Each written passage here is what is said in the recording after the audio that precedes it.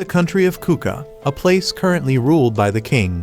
But there is no crown prince or queen to inherit the throne. He has only one 15-year-old daughter, Princess Yona, because it is a small country. It is often eyed by surrounding nations, so frequent wars are inevitable. However, by some miracle, for the past 10 years since the former king passed away, the country has been completely peaceful. Princess Yona was supposed to attend the king's ceremony, but she chose not to because she hadn't yet found a suitable outfit she liked, and so the ceremony ended without her.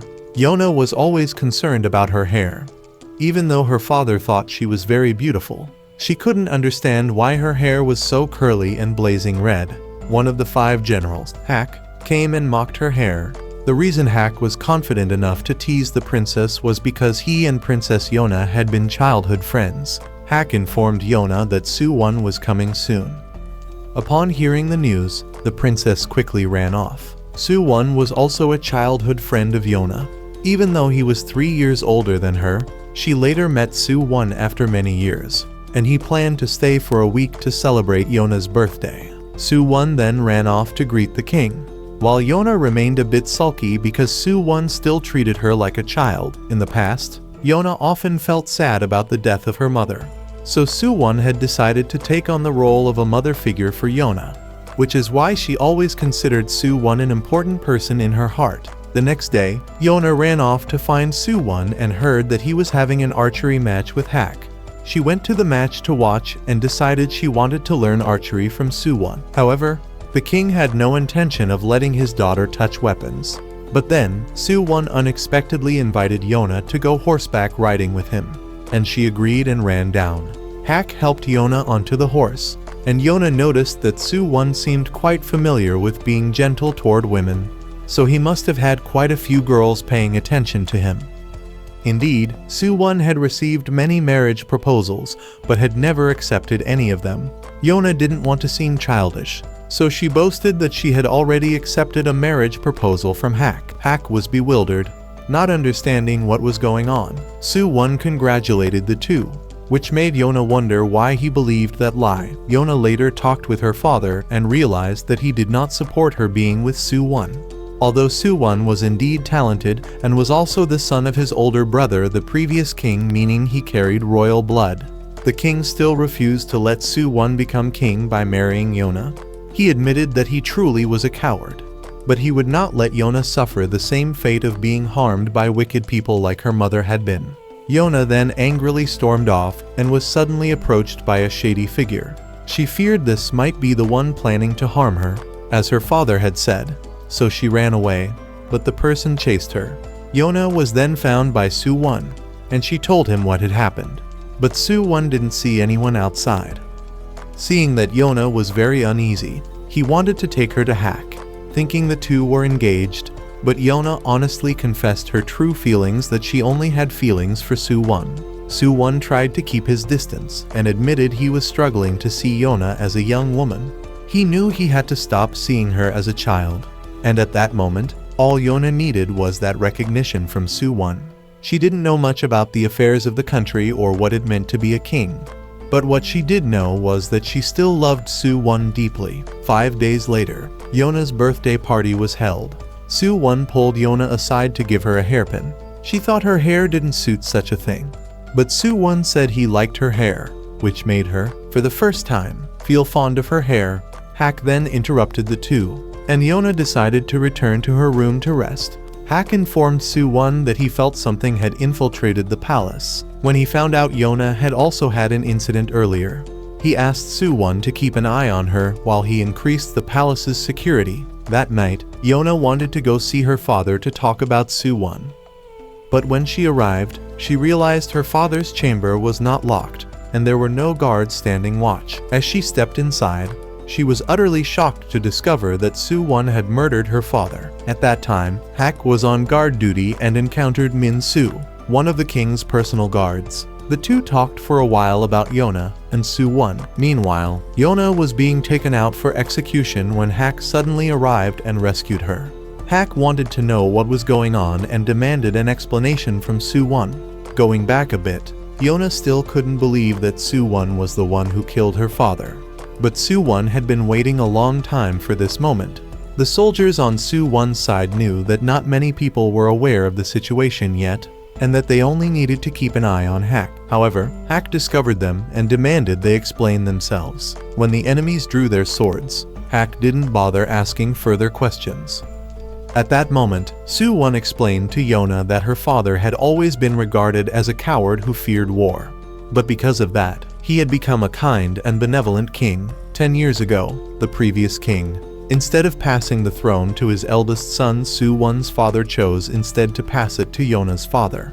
Su-won's father had no desire for the throne and was even willing to fight on the front lines to protect his younger brother. Yet Yona's father was the one who killed Su-won's father. For that reason, Su-won was determined to take revenge. From the beginning, Su-won had no intention of harming Yona, knowing she rarely visited her father's chambers. Just then, a man named Kai appeared and, realizing Su-won had completed his task and that Yona had seen everything, wanted to kill Yona to silence her. She then knocked over a candle, setting the room on fire, which forced the soldiers and Kai to put out the flames. Taking that chance, she escaped. Yona still couldn't accept the truth about Su-won, but she was quickly captured again, only to be rescued by Hack shortly after. Originally, Hack didn't want to be the third wheel between Su-won and Yona, but he had grown suspicious after seeing many unfamiliar faces among the royal guards, so he asked Su-won about the whole situation. Yona was very happy that Hack still stood by her, because he had received orders from the king to protect the princess at all costs. Hack then asked where the king was and learned that Su-won had murdered him. Enraged, Hack charged at Su-won and demanded answers. He wanted to know why Su-won would kill a king who despised war, especially when he knew Su-won had never desired the throne. But Su-won believed that this country didn't need a weak king. Kai knew exactly who Hack was and how strong he was. But since Yona had been taken hostage, Hack was forced to drop his weapon. Hack was then surrounded. But suddenly, an arrow flew in and helped him break free to escape with Yona. They then reunited with Min-su, who had fired the arrow. Hack entrusted Yona to Min-su and went ahead to clear the way.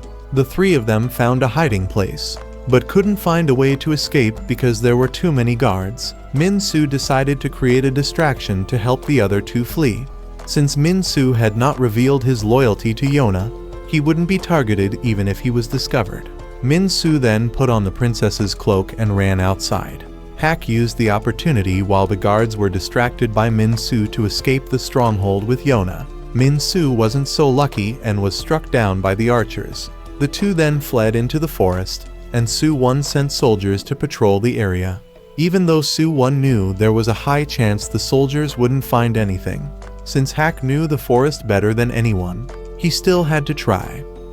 Hack then let the princess sleep in the forest, and the next morning, the citizens began to notice changes within the country. Su-won still hadn't received any word from the soldiers. Meanwhile, Hack and Yona decided to leave. Hack believed that as long as Yona was alive, they could go anywhere. Yona also hoped Hack would always stay by her side, and Hack embraced her to help her feel better. The two would go on to have many encounters, recruiting talented individuals to return and reclaim the country, and this is the story of that journey. After several days in the forest, Hack noticed that Yona was growing weaker, as she had never endured hardship or pain before. Many years ago, Hack was the grandson of a general and had caught the king's attention, who invited him to become a general in the future. But Hack had refused because he didn't want to get involved with the royal family or the nobility, as he disliked their scheming and how they dragged each other down. Besides, he didn't want to be near Yona either, because every time he got close to her, he would lose his composure. And just when he was trying to avoid her, Yona came to hide behind him, as she had just been toyed with by someone named T-jun, the son of the Fire Tribe's chieftain. At that moment, Hack also realized that Yona liked Su-won, although she believed it was one-sided and didn't want to tell anyone else. Hack then left and wanted his grandfather to take him back, but his grandfather wasn't ready to do so yet, giving Yona the chance to come find Hack. She apologized for making Hack angry because of her cowardice and gave him some fruit to restore their friendship, then left. Hack then overheard the soldiers discussing how the king was currently causing his own power to be restricted. But right after that, he saw Tae-jun bothering the princess and even going too far, so he had to step in to protect her.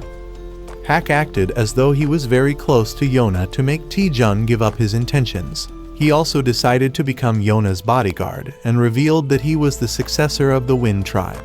The king then arrived to settle the matter and believed Hak would be a good protector for Yona. From that moment, Hak also realized that this king was not cowardly at all, as he was willing to grab Tae-jun's sword to stop him, injuring his own hand in the process. Hak then remembered the time when the queen had just passed away. Both the king and Yona were devastated at that time. But because she wanted to be her father's support, Yona tried to stay strong. Soo-won and Hak also wanted to help Yona relieve her stress, so they played in the snow with her.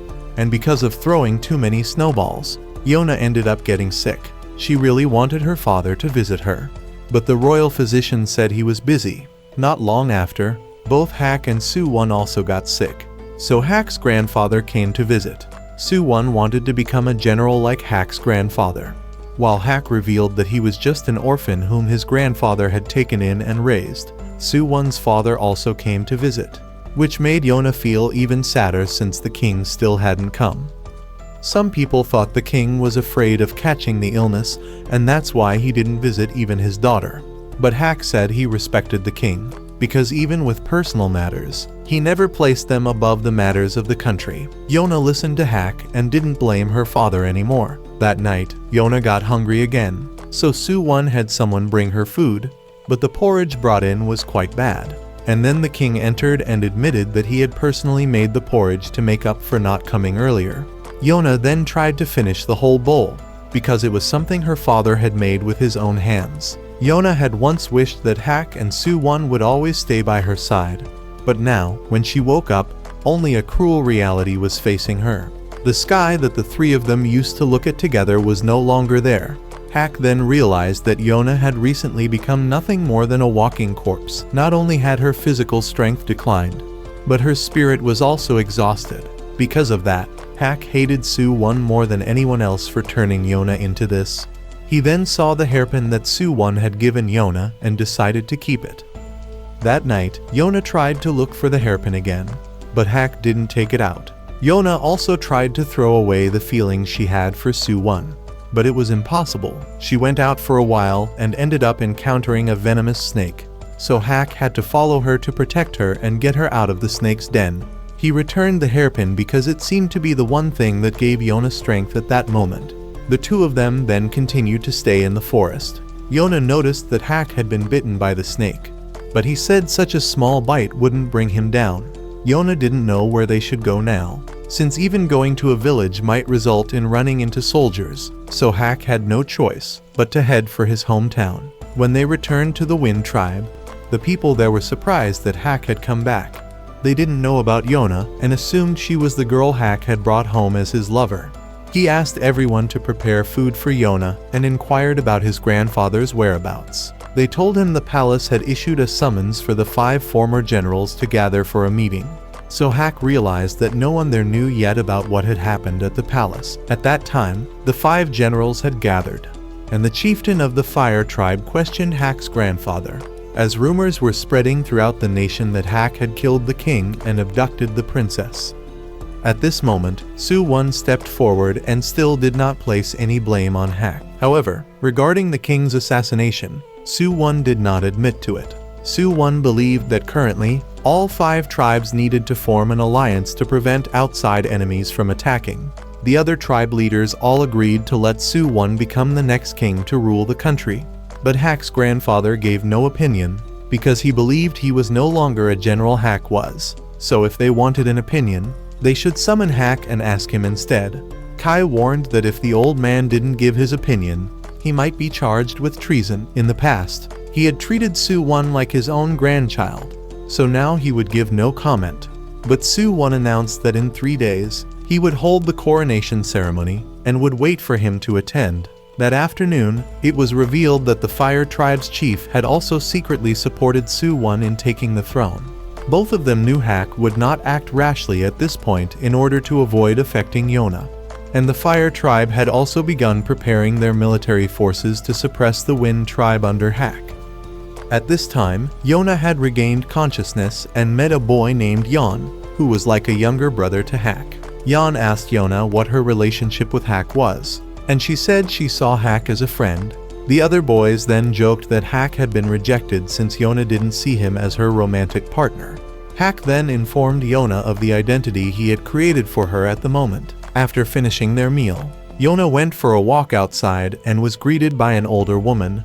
The woman had heard from Hack that Yona was a palace maid who couldn't do her job properly and had been dismissed. The woman promised to teach Yona how to work and assigned her to do laundry. Hack later came to help, and both of them discovered that the village stream had dried up. Hack sent people upstream to investigate, and then his grandfather also returned. He was very happy to see Yona again. A man named Heir, who had gone upstream to investigate, suddenly returned with a few wounds.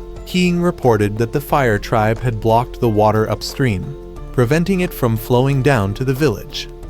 Hack's grandfather forbade the villagers from taking any action, as he knew the fire tribe was putting pressure on him because he hadn't yet agreed to let Su-1 take the throne. Hack's grandfather had already made up his mind that he would not let Su-1 ascend the throne, because if Hack were to appear again, he would surely be accused of killing the king.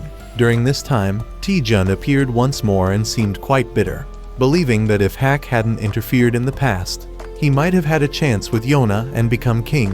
Yona was deep in thought when Jan came to call her for dinner, but suddenly collapsed. Hack and his grandfather then told Yona that Jan had been physically weak since childhood and often needed medicine. But at that very moment, they heard news that a merchant caravan had been attacked, which meant they would have no water or medicine.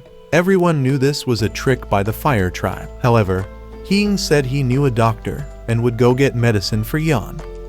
Hack allowed Heir to depart and ordered everyone not to provoke the fire tribe at this time, since their military strength was weaker, and the fire tribe now had the backing of the royal family, meaning they would be at a disadvantage. Hack then met Yona in private, and she asked herself what she could do at this point.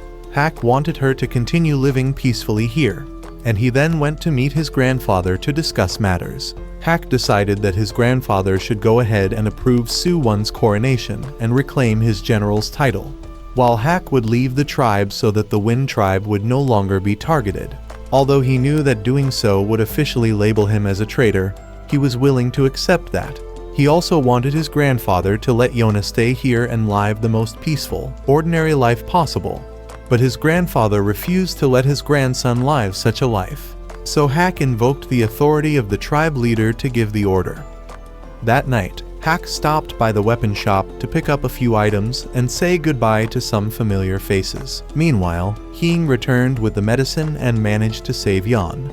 Yona later met with the older woman again and visited the merchant caravan that had been attacked. She realized that she was dragging the kind people here into trouble, so she came to her own decision to leave this place. The next day, Yona went to look for Hack and found that he had already stopped by to say farewell to Jan. Jan burst into tears, and Yona rushed over to ask what was going on. She thanked Jan for everything in the past few days, and Jan realized that Yona was going to leave as well. Jan had just promised Hack that he would protect Yona, yet now Yona had already left. At that moment, Hack met his subordinates again at the village gate and said his goodbyes before departing. He also asked them to take care of Yona in his place. But Yona had come looking for Hack and decided that she would go with him. However, Hack refused and advised her to stay here and live a peaceful life from now on. But she chose to follow Hack. Hack told her that he was no longer her general, so if she wanted him to protect her, there would have to be compensation. Since she had nothing to offer him in return, he used that as a reason to pressure her into staying with the Wind tribe. Hack's grandfather then raised his bow.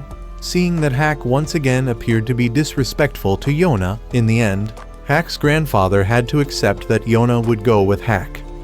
At this time, Tae-jun heard that someone had discovered the whereabouts of Hack and Yona, so he set out to find them. Meanwhile, Hack and Yona were following his grandfather's advice and searching for a priest. This person had once guided the previous king, but out of discontent with the path that king had taken, he withdrew from the world and isolated himself from humanity.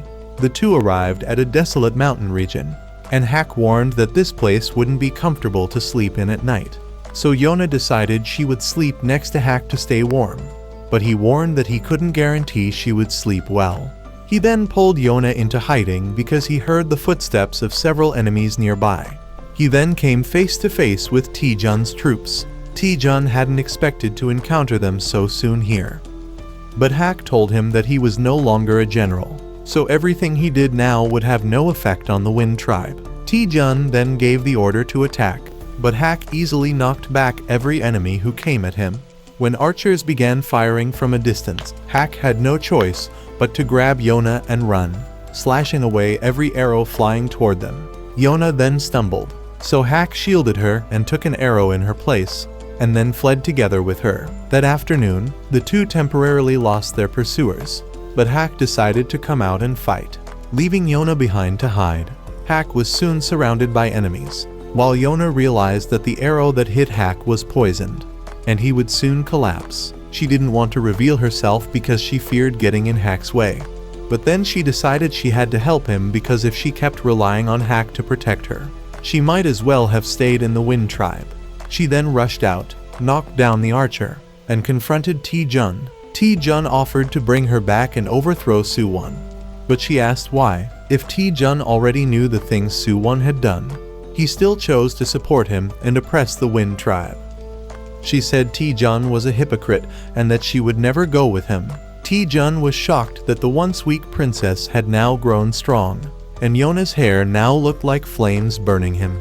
Hak scolded her for running out here again. He tried to run toward Yona, but the poison was making his condition rapidly worse. He became dizzy and collapsed, but still fought back until he was slashed and pushed to the edge of a cliff. Hak then fell off but managed to cling to the edge. Yona rushed to save him, but Taejun grabbed her hair. Yona took his sword and cut off her own hair to break free and save Hak. Taejun did not allow his soldiers to harm Yona, so they could do nothing as she ran forward with a sword and rescued Hak, but she couldn't pull him up, and both of them fell off the cliff together. Taejun ordered his soldiers to search for them, but they all believed the two could not have survived the fall. That night, Taejun returned to see Suwon and handed over the strand of Yona's hair that he had managed to keep. Taejun reported everything about Yona and believed she was truly dead. Kai had only intended to capture Yona and bring her back, but now that things had turned out this way, Taejun asked Suwon to punish him for this mistake, but Suwon simply turned his head and walked away. Meanwhile, a stranger had unexpectedly found Hak and Yona in the forest. At the same time, Suwon's coronation day had arrived.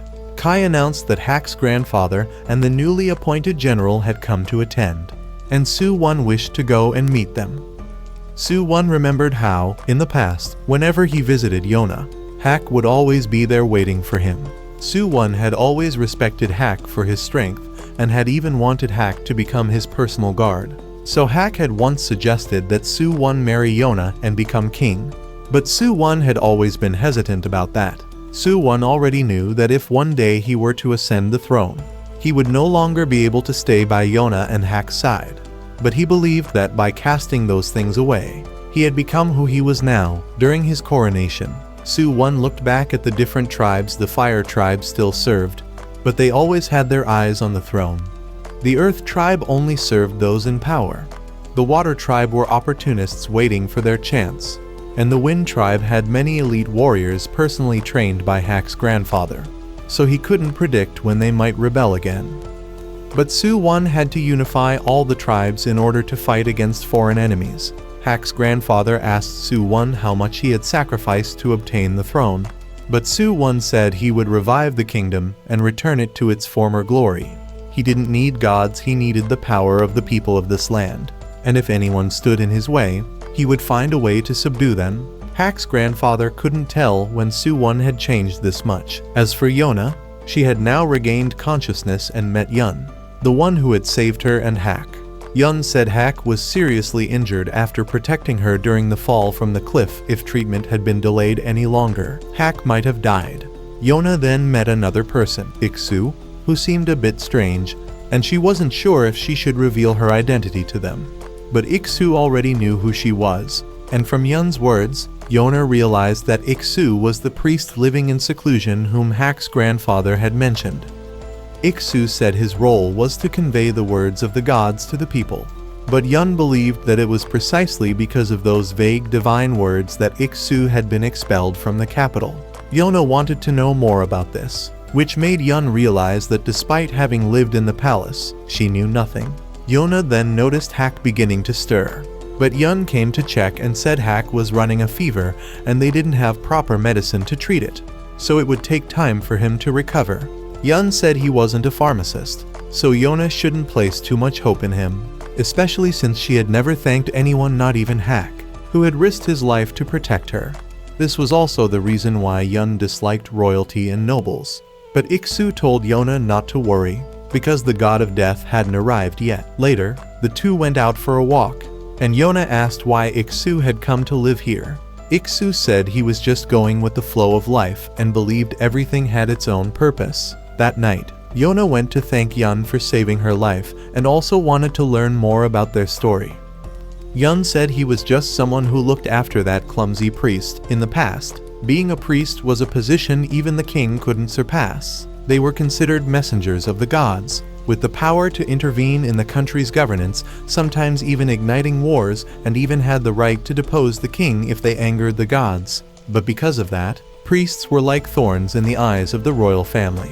It was Su-won's father who expelled Iksu from the palace out of fear that Iksu would disrupt the previous king's reign. As for why Yun brought Iksu to such a remote place, it was because Iksu was too kind. Living in poor villages made Iksu constantly help others, often to the detriment of himself. That's why the two of them ended up living here. That night, Yona suddenly discovered that Hak was missing, so she ran out to look for him. She called out his name in the forest, and he finally returned. He had just gone to retrieve his sword. Yona cried because he didn't call her to go with him. Hak, having received so many injuries for her sake, said if he were to die, he wondered just how much she would cry. Yona didn't want Hak to leave her ever again, and as Hak moved in close, she bumped heads with him. Yona thought he was trying to check her temperature, so she offered her forehead, and he just played along. Realizing Yona still didn't have much experience with matters of love, Hak apologized for making her cut her hair, but she said she had never treasured it and didn't feel any regret. Even so, Hak noticed that she still hadn't thrown away that hairpin. The next day, Hak temporarily came to understand the situation and that they were staying at the priest's house. Yona later went to meet Iksu, and he asked her if she wanted to hear the guidance of the gods. Hak's grandfather had once told her to find Iksu to learn which path she should follow. But after everything that had happened, all she wanted now was to live peacefully with Hak. However, Iksu told her that she was the storm that would stir the entire country. Later, Yun and Hak arrived, and Iksu began to recite the words passed down from the gods that when the 4 dragons gather, the true king will reappear. Hak didn't really believe in such things, but the story still had to be told. It was said that the Crimson Dragon King, a dragon god who had turned into a human, became the first king who founded this nation. But he was later betrayed by humans and overthrown. The 4 dragons then came to save the Crimson Dragon King and wished to annihilate humanity. However, the Crimson Dragon King asked them to spare the humans, so the 4 dragons created 4 warriors to protect the Crimson Dragon King. One had claws that could tear through anything. One had eyes that could see through all things. One had legs that could leap to the heavens, and one had a strong, mighty body. These 4 warriors later founded the 4 tribes and served the king until his death. After that, the 4 warriors left their tribes and disappeared without a trace. Iksu believed that Yona's life was now in danger, so she needed more guards than just Hak. Since Hak couldn't protect her all on his own, she would need more companions. These would be the 4 dragon warriors. They might be legends, but the people who inherited their bloodline were real, so Yona should go and find them. The gods had shown her the way, and now she had to walk that path on her own. Iksu also believed that the fact Yona had survived so many disasters was the miracle of someone bearing a divine destiny. But when Hak carries all the burden, no one says anything. That night, Yona thought about it and considered throwing away the hairpin, but still couldn't bring herself to do it. Later, she met Hak again. and he wondered whether she truly wanted to follow the path Iksu had shown. But Yona had decided to go look for the dragon warriors, and she wanted Hack to teach her how to use a weapon because she didn't want to be a burden to him anymore. He agreed. If that was what she truly wished, Iksu then came with a request for the two of them. He wanted them to take Yun along on their journey. Yun later made Yona a new outfit and even agreed to cut her hair. Yona realized Yun really was a genius, since he seemed to know everything. Yun didn't want to boast, but said he could memorize any book after reading it just once. And the reason he had to study so much was to take care of Iksu. But Yun said he wouldn't do it for free and would charge her a fee. So Yona told him to send the bill to Hack's grandfather. Yun then realized that Hack's grandfather was a legendary hero on par with Su-won's father. But Yona only knew him as an old man who doted on children. Yun said he wanted to read books from around the world. But then Yona went to see Iksu and told him that she couldn't take Yun with her because Yun and Iksu were family, and she couldn't bear to separate them. However, Yun overheard and later went to confront Iksu about it. But Iksu told him that he didn't want to keep holding Yun back in this place. He wanted Yun to go and see the world. Besides, Iksu was confident he could live just fine without Yun. Yun then considered burning the medical book that Iksu had once brought back, but couldn't bring himself to do it. Hack came over to roast some fish, and Yun asked why Hack went so far to protect Yona while neglecting himself. Hack replied that he was only protecting the one who mattered most to him. Yun later went to the waterfall to think, and remembered many years ago, when he was living in a village belonging to the Fire tribe. It was so poor that Yun had to steal daily just to eat. When he saw Iksu passing by, Yun attacked him to rob him, but unfortunately, Iksu had no possessions and even acted kindly, which led Yun to let him stay at his house that night. Later, Yun even applied medicine to the wounds he had caused Iksu. Afterward, Yun applied medicine to Iksu's wound, the very wound he himself had caused, which is why the next morning, Iksu gave Yun a sweet potato to eat to stave off hunger. Yun realized that Iksu had traded his own shoes for that potato and couldn't help but wonder why he was so kind. Iksu said there were all kinds of people out there, and that he rarely went to the capital.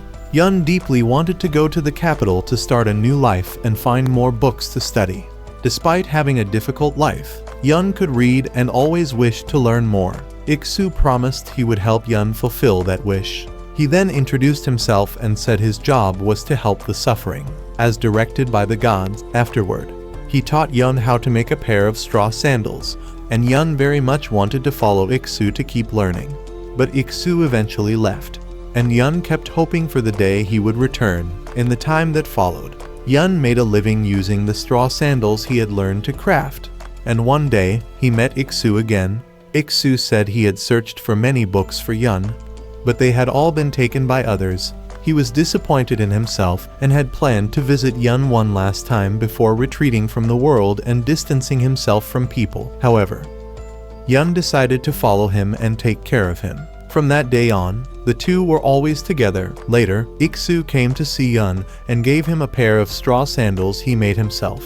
Though they were still terribly ugly, Yun had also made a pair to replace the ones Iksu was wearing. Iksu was then able to stand on his own despite stumbling, which made Yun realize that Iksu might be okay and able to take care of himself. Yun then decided to go with Yona if that was what Iksu wanted. Not long after, the group set off again, and Hack questioned all the luggage Yun was carrying. Yun showed it to Hack and said goodbye to Iksu. Yun promised to return soon, and Iksu promised to live well even if alone. Yun then went ahead to lead the way for Hack and Yona, while Hack seemed to have finally accepted that Yun would be part of the journey. Meanwhile, Su-won had just investigated some corrupt nobles and had Kai eliminate them. The weakness of Yona's father had caused many greedy people to rise, and Su-won needed to purge them all. He later saw a book about the story of the Crimson Dragon King and recalled some old memories. However, he believed that this country did not need a mythical king to revive it. At that time, Yona's group was still on the road, needing to cross the country to reach the border of the empire, as suggested by Iksu. Since the dragon warriors often lived nomadic lives, it was difficult to pinpoint their exact locations. However, there was a tribe said to guard the bloodline of the dragon warriors, living in seclusion on a mountain near the imperial border, so that village would be their first destination.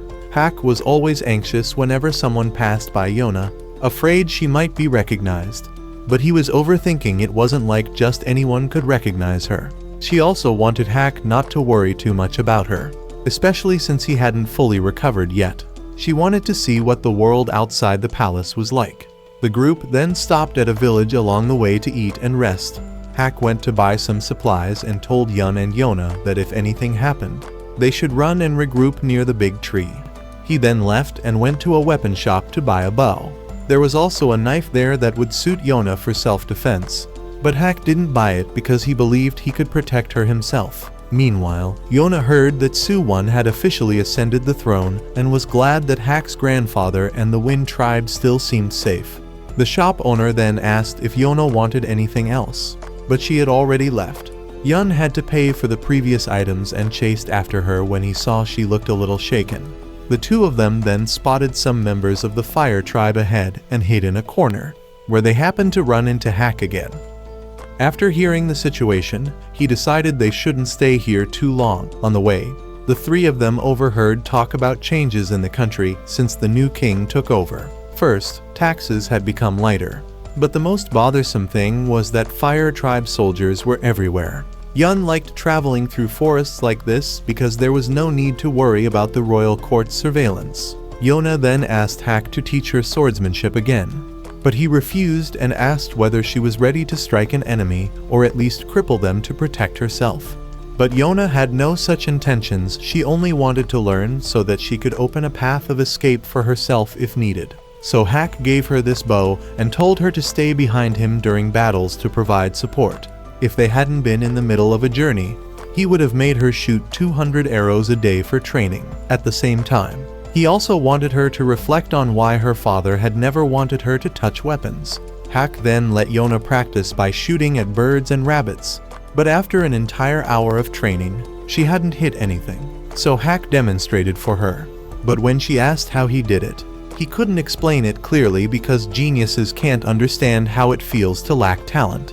Yona thought Hack didn't know how to teach, but in reality, he knew that her only problem was lacking the physical strength to draw the bow.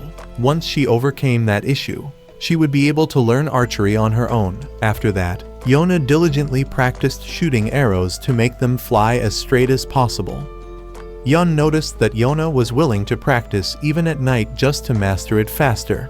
And indeed, her technique had improved, though the cost was her hands becoming scraped from drawing the bow too much. Yun also knew a bit about archery, but he didn't use it because he believed it was not worth it for someone half-hearted to wield a weapon. When one takes up a weapon, they must be mentally prepared to take another's life. If you lack resolve or hesitate, the price will be steep.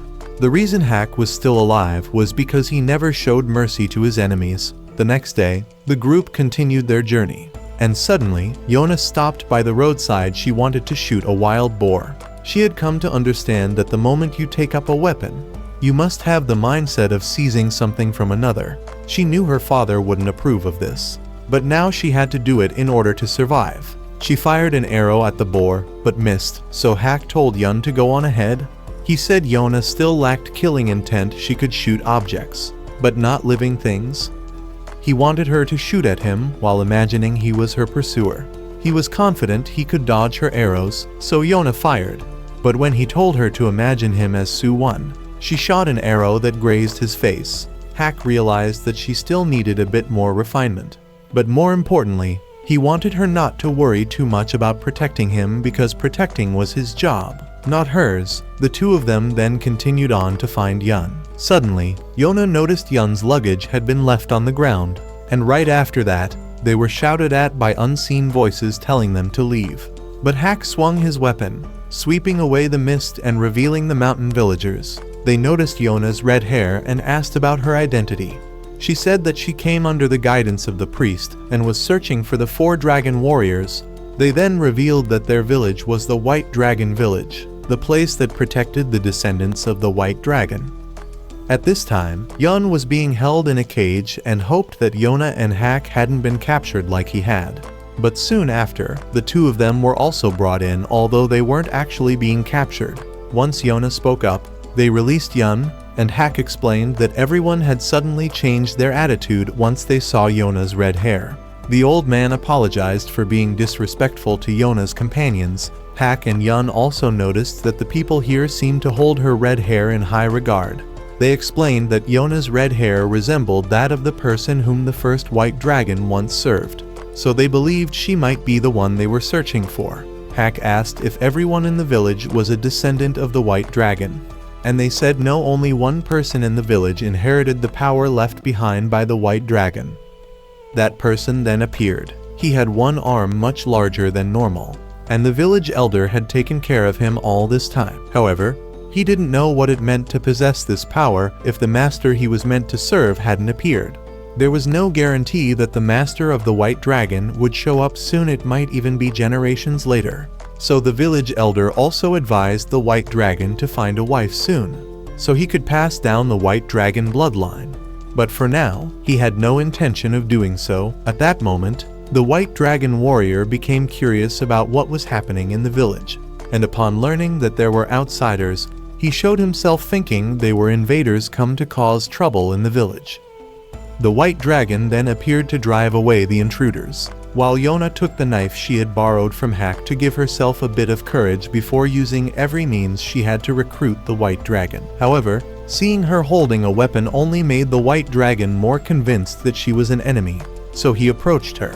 But when Yona's red hair became visible, the white dragon was stunned. The blood of the white dragon reacted within him, triggering a memory of his father's words from long ago, that the white dragon must use his strength to serve the descendant of the Crimson Dragon King.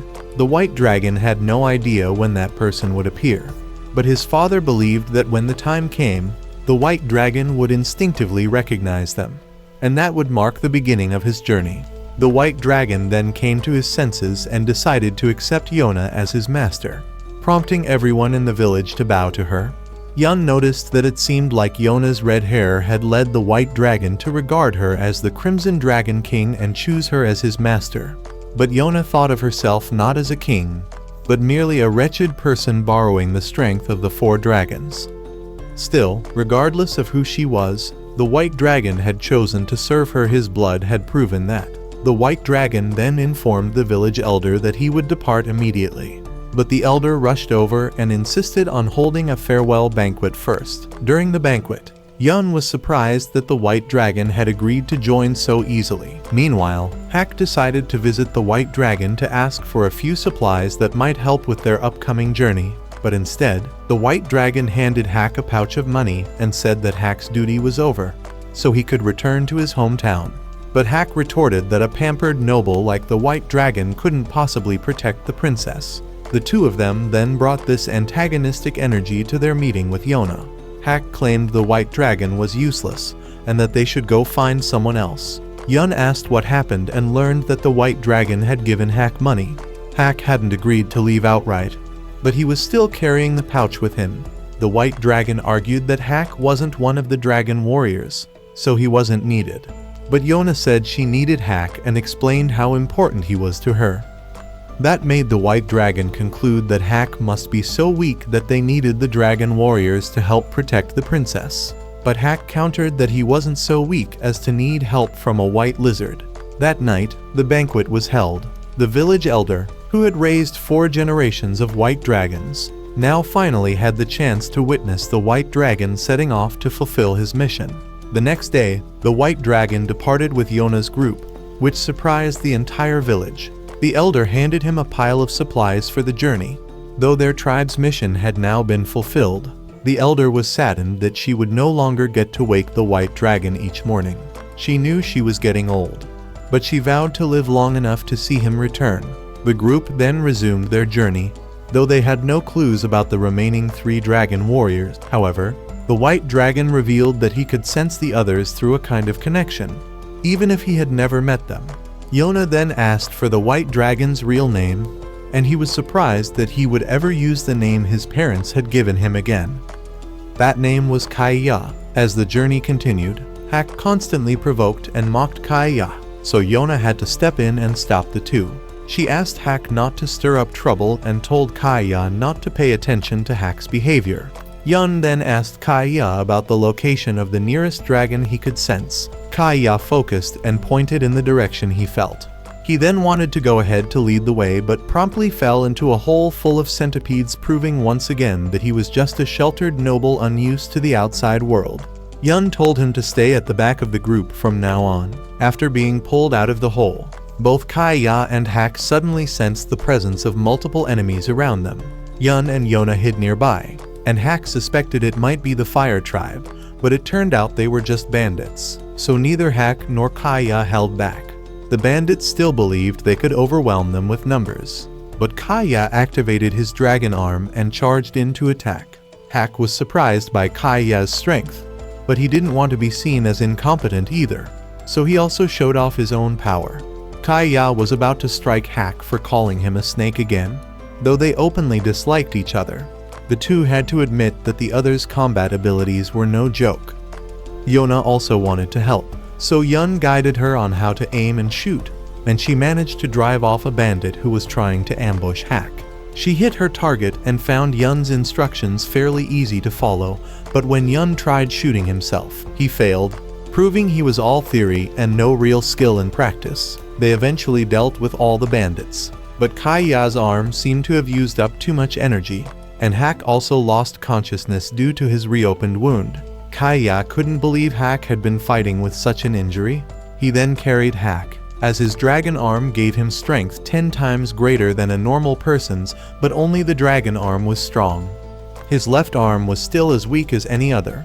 Kaya also realized that Yona was quite strong herself, as she didn't show any fear in front of the bandits and even wanted to protect Hack. She said that nothing could be scarier than that night she once experienced.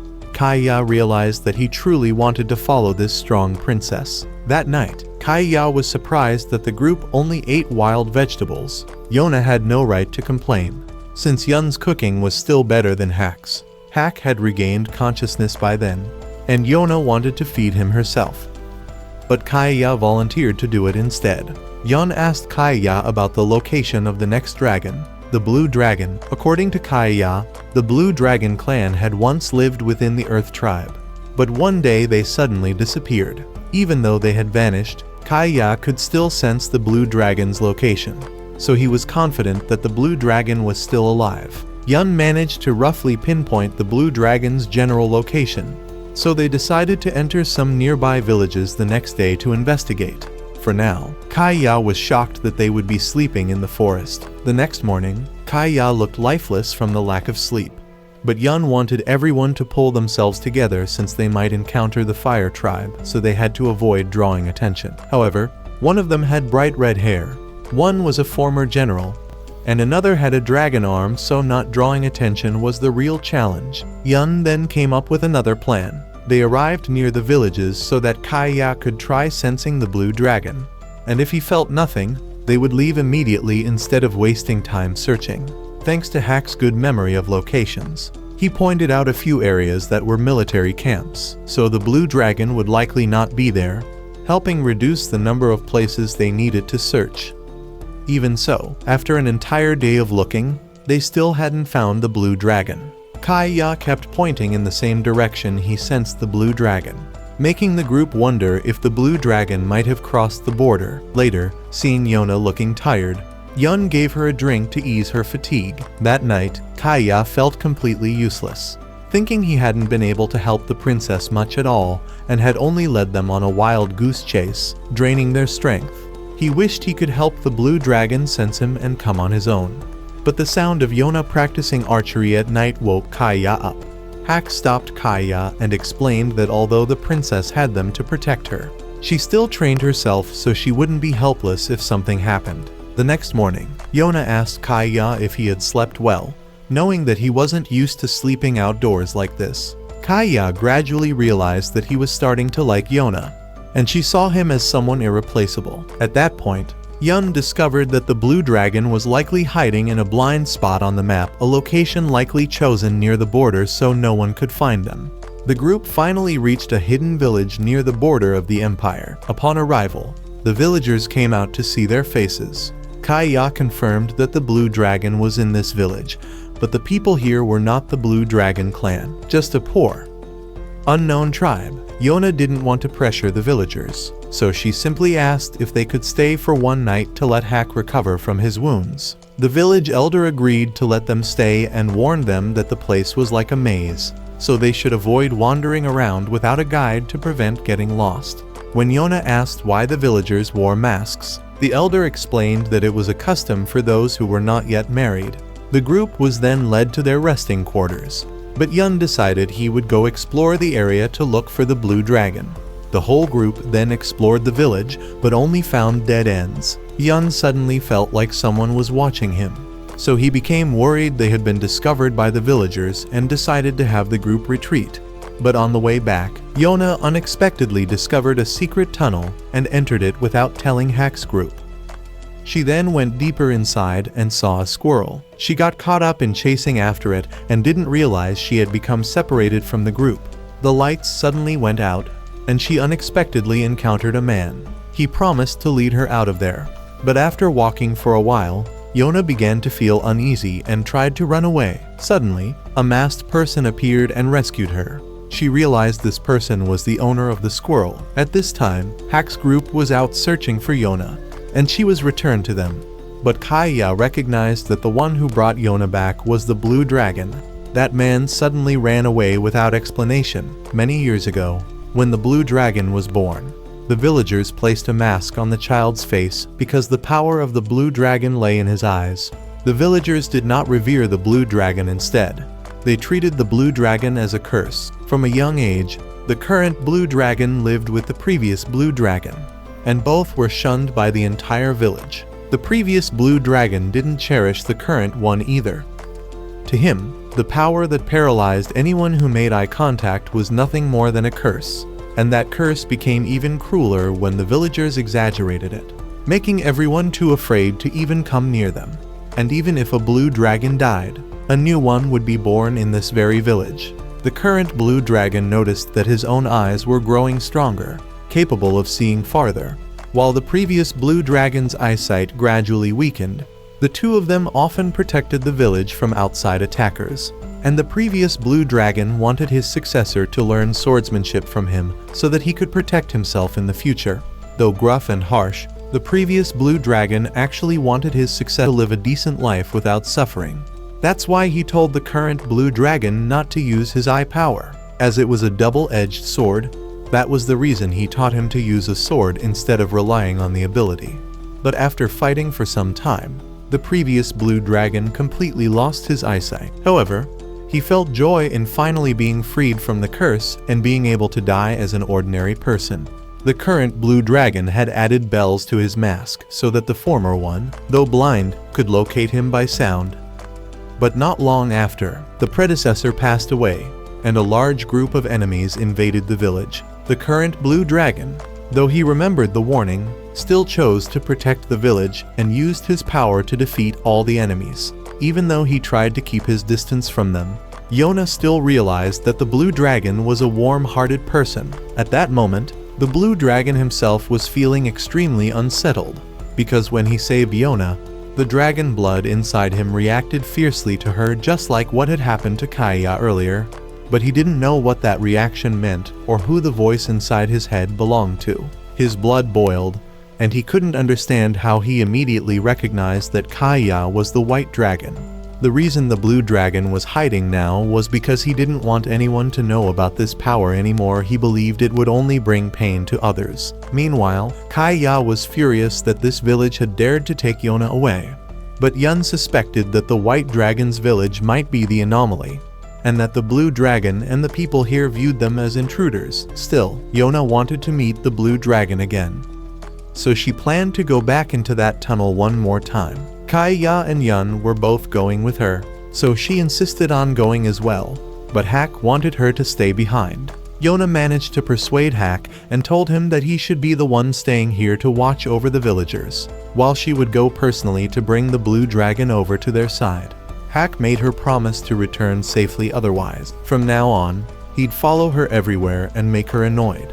He then asked Kaiya to guarantee Yona's safety and stayed behind to keep an eye on the villagers. He noticed that the villagers were still watching them closely, and he remained there to intimidate them so they wouldn't dare do anything harmful. When they reached the secret passage, Kaiya sensed someone was tailing them, so he told Yun and Yona to go ahead. He then confronted the villagers and asked what they were planning to do. They said they couldn't allow anyone who entered that path to return, but Kaiya declared that he was ready to fight if they intended to harm Yona. Meanwhile, Yun and Yona had already been spotted by the blue dragon. The two of them soon came to meet him, and Yona wanted to know what his name was, but he had no real name and even held a sword to threaten them. However, the blue dragon's squirrel clung affectionately to Yona, and the blue dragon suddenly felt a strong desire to meet her, even though he didn't know who she was. When she asked to borrow his power, he claimed that anyone who desired this power was his enemy, but she only wanted to meet him to invite him to be her friend. Still, the blue dragon believed this power should never be released into the world and drove Yona away. She couldn't force him, so she and Yun had no choice but to leave. Though the blue dragon had long wished for a friend, he had also long forced himself to abandon that desire. Yona accepted having to leave, but still felt bitter about the blue dragon's situation. She later found Kaiya blocking the villagers, who wanted to attack Yona because she had learned about the curse. When she asked why they considered the blue dragon a curse, they gave no answer, so Kaiya was forced to act. Just then, the entire cave began to shake and started collapsing. Kaiya shielded Yona, while Hack, upon realizing what was happening, rushed to find her. However, the path was blocked by rocks, and Hack couldn't break through them to go deeper inside. He tried desperately to clear the rubble, and could only pray that the king would never bring his daughter along again. At that moment, Yona regained consciousness and saw that the villagers were still trapped in there with them. Yun worried that if they did nothing, they would run out of air to breathe. Kaiya extended his claws to try to create an escape path, but the villagers became frightened upon seeing there were even more dragons. Yona wanted to know why they considered dragon power a curse, and they explained that in this village, there would always be one child born with the blue dragon's mark. Even if that child died, another would be born bearing it. That fact terrified the villagers, who feared their own child might one day become that curse. The reason they feared the power instead of coveting it was because the blue dragon had shown that even as a child, he could slaughter many soldiers using that power. That was why they isolated the blue dragon within the village to prevent him from taking that power out into the world to wreak destruction. The blue dragon then appeared, and the villagers began to fear that he would punish them. But he did nothing and instead had his mask knocked off. Yona saw that his face was very gentle, but the villagers believed that looking into the blue dragon's eyes would turn them to stone, so he had to put the mask back on. He then picked up an axe and moved forward, not to attack, but to find a way to break through the rocks and escape. He told Kaiya that the side he was working on would connect to the outside faster, so Kaiya helped him. Yona also joined in, and Yun asked the villagers if they wanted to live and get out of there. Hack, digging from the other side, encountered villagers who had come to rescue their son trapped on the other side of the path, but he told them to prepare an explanation for him. After digging for a while, Yona became exhausted, so the blue dragon, following Kaiya's suggestion, carried her to rest. Yona continued to see how gentle the blue dragon truly was and later shared her story with him, how she had to face many things after 15 years of never leaving the palace. She believed that everything she had gone through was her living proof. She then decided to get back to work, and the blue dragon began to realize that perhaps he could be free if he stayed by Yona's side. They resumed digging, and Hack eventually broke through the wall from the other side. As soon as he saw Yona again, he rushed to hug her and hoped she would never go through anything like that again. When they left the cave, Yona once again invited the blue dragon to come with her, now fully aware that going with her meant gaining the freedom he had always wanted. The blue dragon chose to follow Yona and set off with the group.